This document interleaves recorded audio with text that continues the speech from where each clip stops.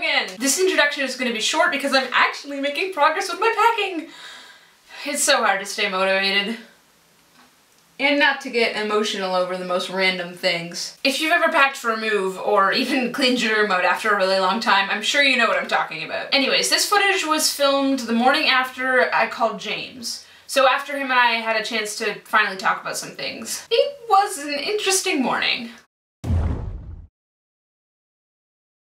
So that didn't go horribly wrong, surprisingly. We walked around, talked for a long time. He apologized for everything that happened at the cabin, and I apologized for not thinking about his point of view ever. We agreed to be friends and see where that goes. We're not limiting ourselves to just being friends because, let's be honest, that never works. But we are going to start as friends. As his friend, I have been invited to a movie night he's hosting on Friday. You know the type, you sit around in someone's basement and watch movies that are generally terrible? Yeah, like that.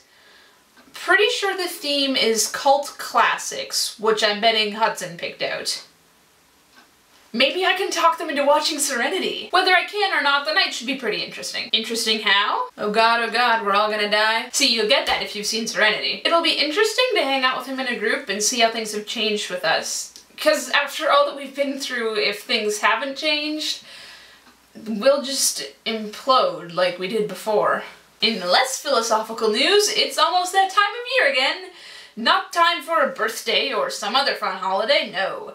It's time for the Community Association's annual charity gala. What does that entail, you might ask? Unfortunately, the answer isn't a glittering, glamorous night of dancing and silent auctions, as movies sometimes portray them as. Or maybe there are real galas like that, but this is not one of them. This particular gala is incredibly boring. There's tiny appetizers and champagne, and you're expected to mingle and talk to people, and then sit down for what feels like forever and listen to a bunch of boring speeches that are supposed to inspire you to donate to the cause of the year. I went once a couple years ago and hated it. It was so dull, especially when you're too young to write any checks or talk business with the adults. I have refused to go since. However, this year my father is putting his foot down. Both Britt and I are expected to attend, which means we have to get all dressed up and then go and answer a bunch of questions from strangers that are going to be completely stressful. Where are you studying? What are you studying? What do you intend to do after you graduate? And then sit there and listen to speeches without checking our phones or being otherwise rude. I'm not looking forward to it, but I'm not gonna try and force my way out of it either. What's the harm in playing along for one night? I mean, I don't know.